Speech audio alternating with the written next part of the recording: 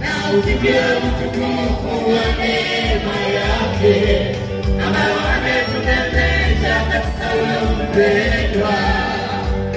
Katika yeye huyo na damu yake tunao ukombozi wetu, na sama ya dhambi sawa sawa na wingi wa neema yake.